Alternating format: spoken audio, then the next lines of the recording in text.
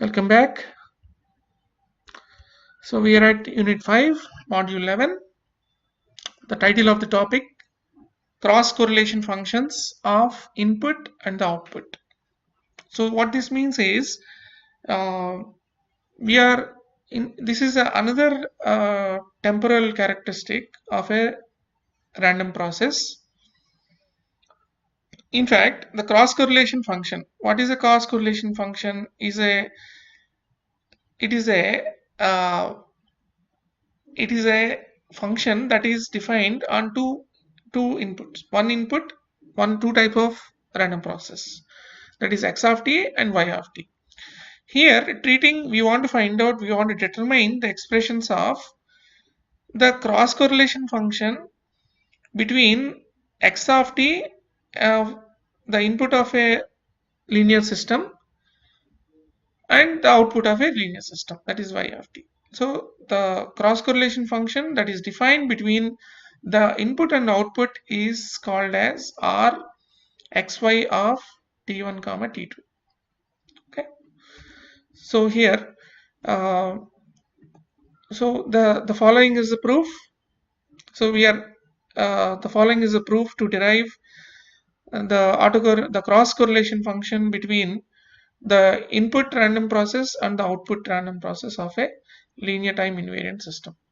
Now r xy of t comma t plus tau. What does that mean?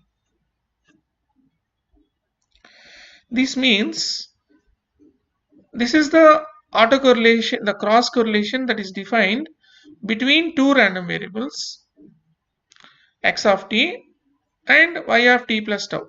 X of t should come from the random process capital X of t, and y of t plus tau should come from the random process capital Y of t.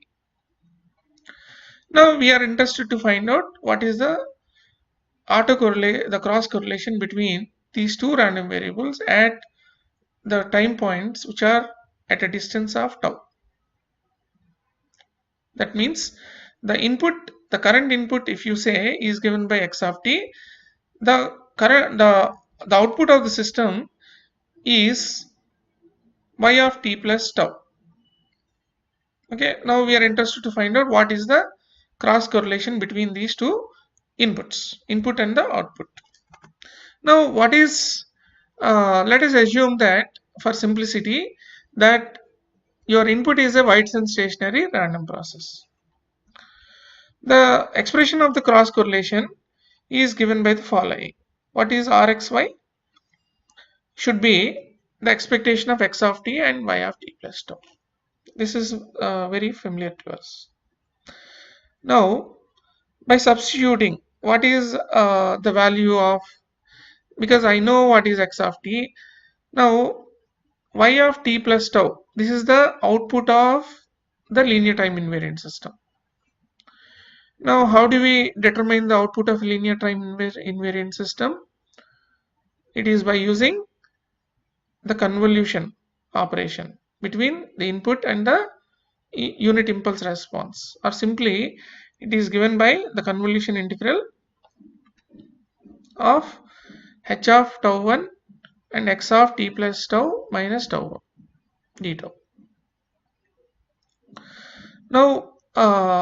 Now we have to recognize what are the random variables in this expression and what are not random variables. So x and x's are random variables. H is a fixed deterministic function. Now, so this expectation normally goes inside the integral and applies only to the random variables x. So here I have expectation of these two random variables at these time points multiplied by h of tau 1. Now, do you recognize what is this expression here in this integrand? Now let us see. It is expectation of the product of these two random variables at different time points. So the expression is the autocorrelation of the random process capital X. So I will substitute instead of this capital R, capital X. Now, since x is a Whiteson stationary, it is given to us that x is a Whiteson stationary random process. Therefore, its autocorrelation should be a difference between T2 and T1. So difference between T2 and T1 is tau minus tau 1 times h of tau 1 will be equal to the cross correlation function. Now, do you recognize this expression here? What is this expression here? It is very familiar to you. So normally we have one fixed function of tau, and we have another function which is a reflection and shifted by tau. So this is the autocorrelation, this is the convolution between the Rx function and the H function. Simply, we can write that as, this is a convolution integral, and that convolution integral can be written as Rx of tau convolved with H of tau. Okay. So what this equation tells us?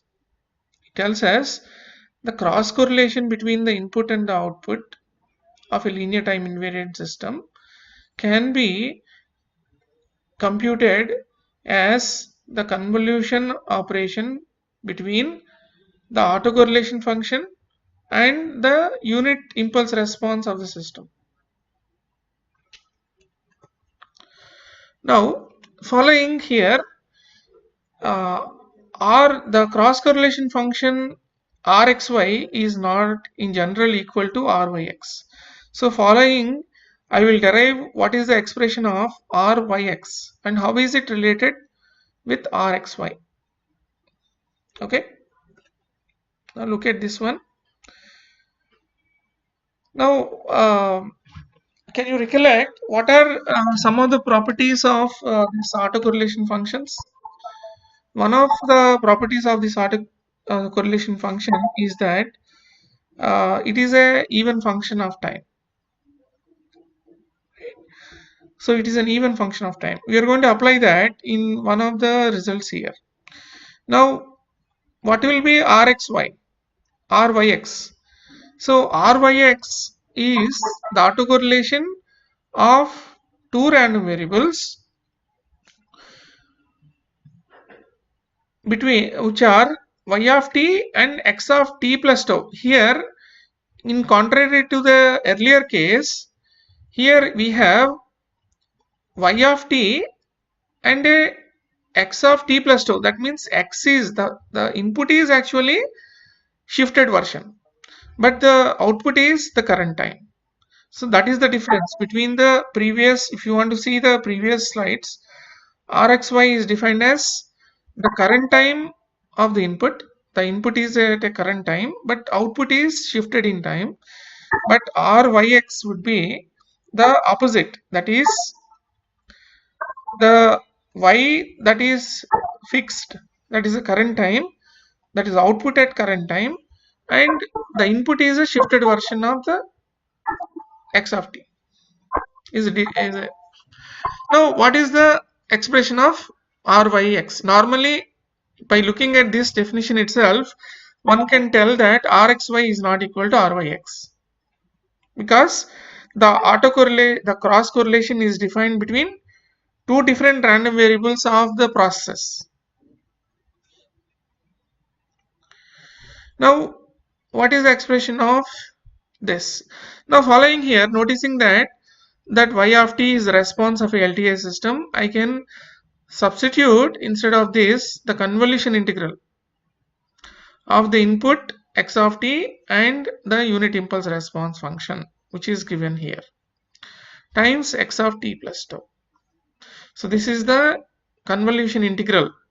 That means h of tau x of t minus tau d tau. Okay. So here I have used second type of definition of the convolution integral where I have fixed the unit impulse, but whereas the input is time reversed and shifted. Okay. Um, okay. The opposite is also true. Actually, instead of this one, you may also substitute that x of t can be fixed, and the unit impulse response can be reflected and shifted. In both the cases, the value of the integral is the same, is identical. But whereas I'm going to use this definition to make the computations much simpler. Now, applying the expectation only on the random variables, I get the following expression that here. Now, this can be recognized again as the autocorrelation function of the x. Now, writing that would be the autocorrelation function. Now, since x is a Whiteson stationary, again I have to take the difference between t2 and t1. That will give me t plus tau minus t plus tau 1. I get tau plus tau 1. H of tau 1 d tau. Okay. Now, this expression cannot be written as normally this is not evident. We don't have a minus sign here. If there is a minus sign, then I would write this as a convolution between the autocorrelation function and the unit h, but unit impulse response. But however, we have a plus here. So I'm going to make a slight modifications of this autocorrelation function by using the symmetry property. First thing is I'm going to replace tau 1 is equal to minus tau 2. I'm going to change the variables. Substitute tau 1 is equal to minus tau 2. What will happen to differential of tau 1 is equal to minus d tau 2. But however, this minus sign, what will happen to the integral? The integration limits will change from plus to minus. And I also have a minus sign here. By reversing the sign of this integral, this minus sign cancels off with this minus sign here. Again, I have a plus. So, irrespective of the change in the variables, the sign of this integration doesn't change. So, I'm going to have ryx of tau is equal to the integral from minus infinity to plus infinity of rx of tau minus tau 2 h of minus tau 2 d tau 2.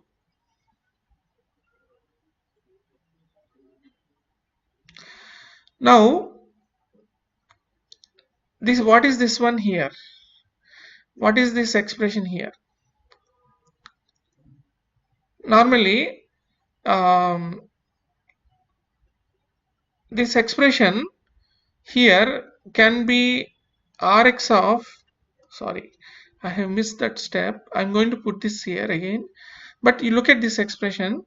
What is this expression? This is the autocorrelation function. And we have said that the autocorrelation function is an even function.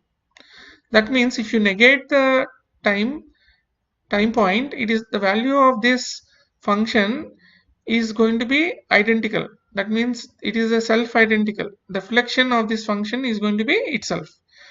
So even the reflection of this function would be tau and minus tau and plus. That means tau plus tau 2. Now, if you recognize this expression there, I have tau plus tau 2 times h of minus tau 2.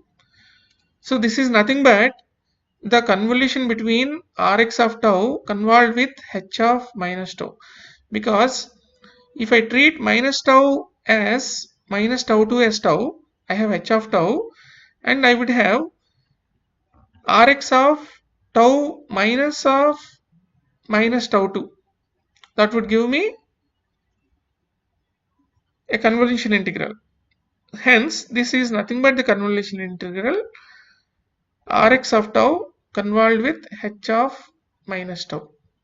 Okay, so what this means? This means that the cross correlation function between y and x is given by changing the sign of this time axis, taking a reflection of the impulse response in the second term. So in the first case we have seen that rxy is nothing but it is just the directly convolution with the unit impulse response. But by changing the by reversing the ordering of the random process to yx, the expression of the cross correlation function changes as following, that is this second function changes its sign, or it is a reflection of the unit impulse response. Now, okay, so by knowing the unit impulse response still and knowing the autocorrelation function, we can determine what is our cross correlation function. Thank you. Thank you very much.